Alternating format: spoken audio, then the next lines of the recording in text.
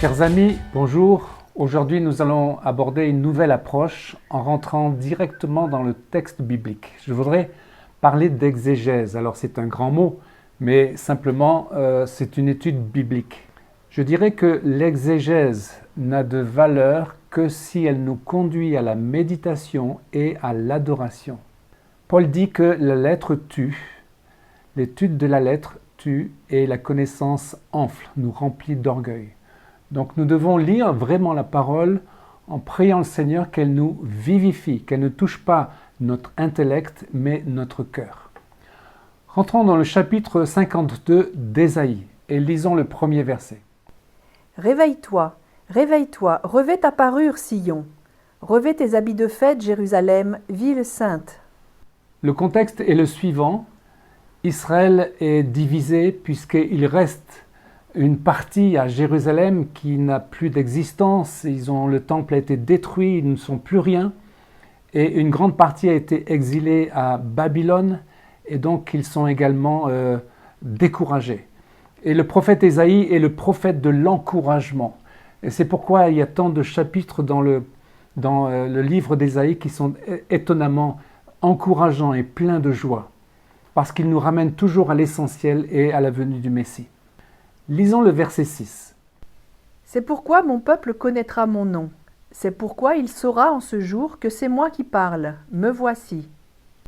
Ésaïe explique que le nom de Dieu est outragé durant les différents exils, de l'Égypte, de la Syrie, de Babylone, et nous pouvons comprendre également celui de Édom qui a duré 2000 ans, jusqu'à ce que le Seigneur ramène Israël sur sa terre depuis 1948.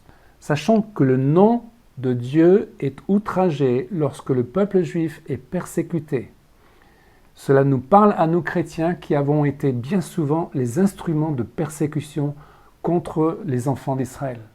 Et donc Dieu dit « Je vais révéler mon nom ». Voilà la conclusion ultime, voilà l'encouragement ultime pour le peuple juif. Je vais révéler ma face, mon identité. Et le verset termine « Inéni, me voici ». Extraordinaire. Lisons le verset suivant, verset 7. Qu'ils sont beaux sur les montagnes les pieds de celui qui apporte de bonnes nouvelles, qui publie la paix, de celui qui apporte de bonnes nouvelles, qui publie le salut, de celui qui dit à Sion, ton Dieu règne. C'est une très belle image également, les pieds de celui qui apporte les bonnes nouvelles. En hébreu, le message c'est bassar, qui est aussi la chair, mais donc le messager c'est mevaser.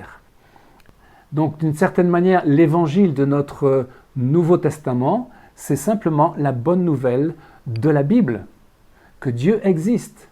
Ce n'est pas simplement le Nouveau Testament, c'est l'entièreté de la Bible. Continuons avec le verset 8.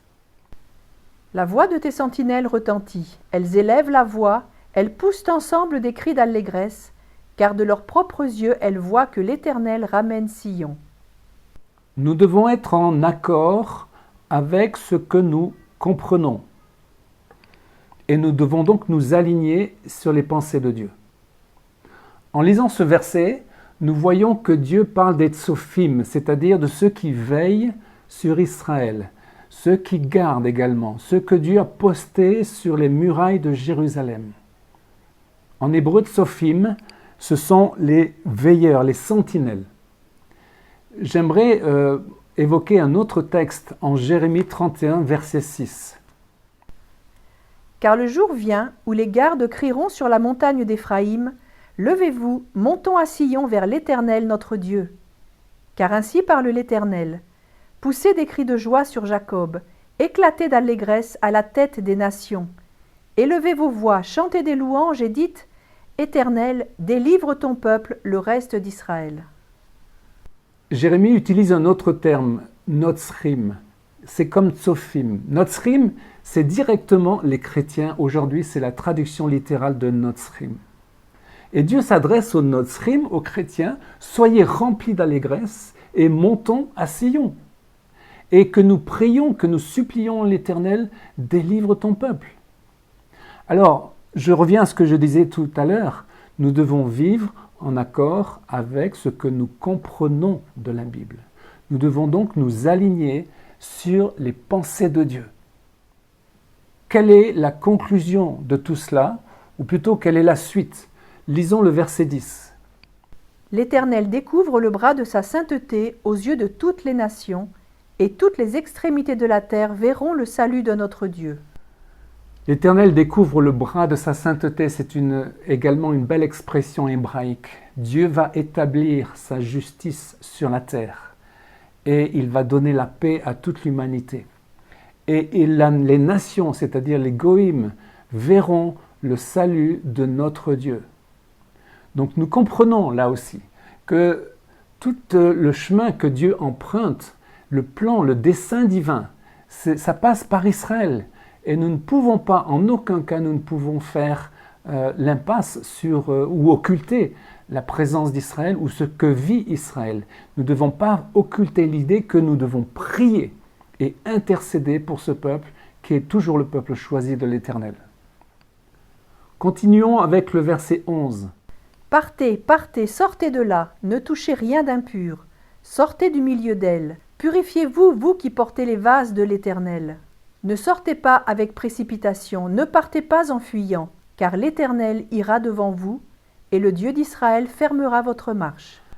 Alors pour l'instant, nous allons nous arrêter au verset 12, mais avec beaucoup de plaisir, nous arrêterons la prochaine fois au verset 13, 14 et 15. En lisant le verset 12, ne sortez pas avec précipitation, nous devons avoir d'autres Bibles, d'autres versions qui nous donnent un autre aspect. Il est dit notamment « Vous ne sortirez pas avec précipitation ». Et ça c'est important parce que Dieu avait prévu le roi Cyrus qui allait les aider à partir et il allait même donner les moyens de reconstruire le temple. Donc c'est un élément très très important parce que tout simplement durant les exils qui se sont succédés, très souvent le peuple juif a dû fuir. Il n'y a pas si longtemps que cela, en 1962, les Juifs ont fui de l'Algérie d'une manière précipitée. Ils n'avaient plus rien à emporter si ce n'est l'essentiel, l'argent. Et donc c'est très important de comprendre ce terme-là. Il n'y a pas de précipitation, prenez votre temps, comme aujourd'hui. Il y a cette dernière parole qui nous concerne nous aussi. L'Éternel ira devant vous, le Dieu d'Israël fermera votre marche. C'est une claire allusion à l'Exode, où Dieu avait la nuée qui précédait le peuple et le feu qui était à la fin, qui les protégeait de l'ennemi. Et donc je crois que cette parole nous parle aujourd'hui.